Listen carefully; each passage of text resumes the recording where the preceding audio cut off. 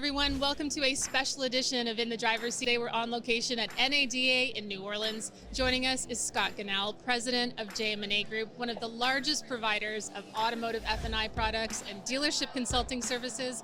JM&A's industry-leading solutions help dealers maximize performance and drive increased profitability across F&I, fixed operations, talent, training, and insurance and risk management. Scott has been a part of the JM&A team for almost 25 years, but before that, he started his career journey as an F&I manager for a new and pre-owned dealership. Scott, welcome back to In the Driver's Seat. Thanks for having me, Emma. It's good to be here. Yeah, it's great to have you here. So last year at NADA, you and I caught up and we talked about the future of F&I and how dealers need to stay ahead of the curve by elevating their digital presence, evolving their F&I strategy. We talked a lot about that, and empowering their processes and their people. What is JM&A focusing on this year? So I would say it's a continuation of focus. Last year, specifically, one of the things we did is we started a consumer awareness pilot.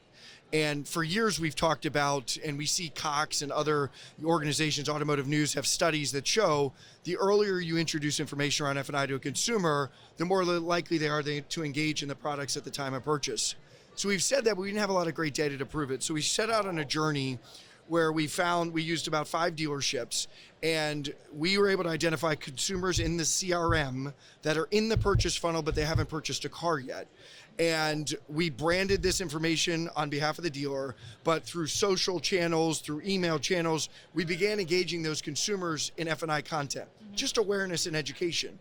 And what we saw was a 64% engagement rate and a 13% click-through rate. So a 13% click-through rate compares against a 0.8% click-through rate on F&I content previously.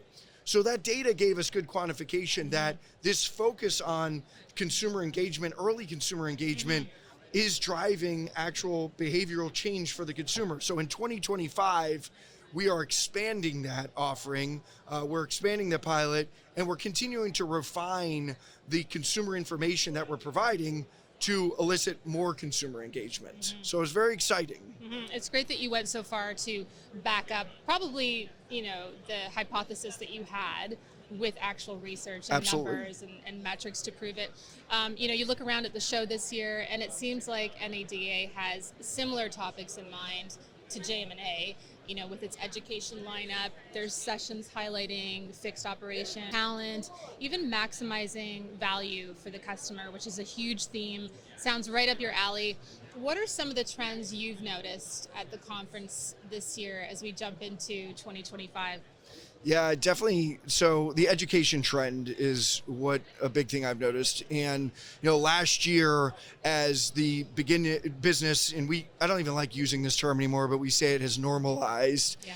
I'm not sure what normal is, but as the business has, tend to mirror pre-COVID trends, it's back to the basics. And a lot of that basics is really understanding and being educated, specifically to JM&A, around F&I products and really understanding the product offering.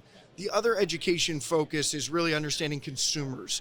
And there's a lot of momentum on the floor with different marketing agencies, different data agencies, providing more intel around consumers and really understanding the consumer journey, consumer behavior, consumer profiling, consumer perspectives, and that's a big theme. It fits right into where we're focused as well. And as I just mentioned, the consumer pilot we did last year, we're continuing that trend this year. And from an education perspective, we have our marquee training program to dealers has been Skills for the Business Manager. For as long as JM&A's been around, we've been teaching the fundamentals of F&I. This year, we're relaunching that class in March. It's now going to be a 3-day program. It was a 4-day program. When we first launched it, it was a 5-day program. But we're launching it as a 3-day program. It's going to have modern adult learning, and it's going to have more scenario-based information where we're tying that consumer data into the training to provide scenarios for future F&I personnel and current F&I personnel to become better to utilize the knowledge around F&I. The other thing that we're launching here at NADA in partnership with RockEd is a digital training application that provides micro-learnings. We have a captive relationship on F&I. So last year, we've built out over 400 modules, or 2 to 5 minute modules that we are now rolling out to all of our performing dealers. So anybody who's a performing dealer with JM&A for free can take advantage of this Rocket application. So it's an on-demand training at the store level. And again, this consumer information in adult learning methods is going to be provided real time. And so when I look at the macro themes of NADA and the micro themes of JM&A, there's a lot of alignment around understanding consumer, understanding the transaction. And really what we're focused on a lot is flexibility. Is, F&I historically has brought some rigidity to process. And you and I were talking before the interview, you spent some time with dealers recently. And one of the things that the dealers were mentioning to you is, F&I kind of puts a wrapper around everything. Exactly. You've got making sure it's the right vehicle, making sure that it's the financing or however they're paying for the vehicle, making sure that all the compliance is in place, the products are offered. There's a lot that is done in the F&I process. Yes. And so what we want to make sure is that we're optimizing that experience, and there's can be rigidity in the process. We're trying to teach our F&I managers it's okay to be flexible. It's okay that maybe you would historically go from step 2 to step 3. Maybe this consumer is giving you information, you should go to step 4. That's okay. Yeah. Let's be flexible and adapt to the consumer. Yeah, I mean, it is actually a very complex role right now, because there almost is two opposing forces, because they have to maintain the energy that's just happened before coming into the F&I office. At the same time, it's a very formal moment. Right? And they also, like we were talking earlier, they have to have the confidence to be upfront about the numbers and any changes to payments. And then at the end of the day, is this even the vehicle? Like just the formality of making sure that's right. It's a lot of pressure. And I want to ask you, you're talking about training, and one of the F&I managers that I've known forever, he's been doing it for 15 years at one store.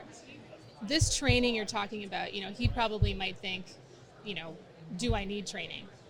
Is this training for, the guys that have been doing it for decades, or is it just for people that are just getting into it? It's a great question. It's for everybody. So there is definitely more basic elements of training that are part of the offering, and there's more sophisticated elements for people that are more experienced, as you're describing in your friend. I think that one of the areas of focus we have is trying to build the need around training. And, what we deal with a lot is people don't always wake up every day and think, I need to be trained.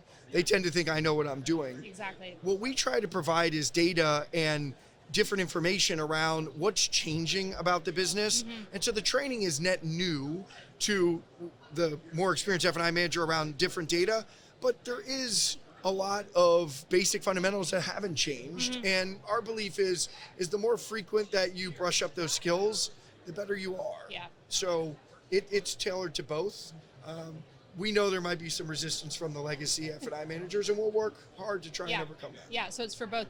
I want to make a bit of a turn here and ask you, Scott, you're the president of one of the leading F&I providers that has more than 45 years JM&A of industry experience.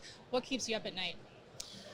It's what keeps me up at night. So interestingly enough, last year when you asked me this question, there was a lot of unknowns in the industry. We were unsure about if there was going to be administration change. We were unsure about EVs and just the positioning around it. We were unsure about the economic rebound. Today, there's a lot more certainty in the business. And so from a business perspective, or a macroeconomic perspective, there's not a lot that keeps me up at night. What keeps me up at night is specific to JM&A.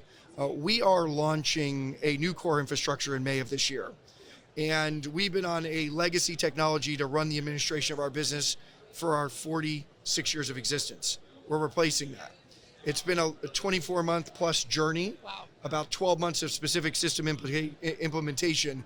So that goes live. So there's a lot of net new, and there's a lot of capabilities we're going to bring to our dealers associated with this. There's a lot of change management. So that's one thing, that keeps me up at night, is making sure that we're making all the necessary preparatory steps to get our dealers and our associates ready for the change.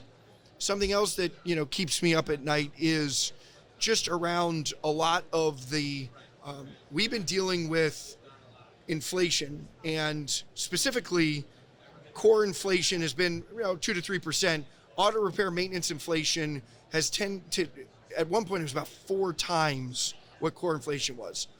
It came down to about 6.4% at the end of last year. We've made a lot of necessary changes, both in how we're reserving for our products, how we adjudicate our products from a claims perspective, how we're training at the store level.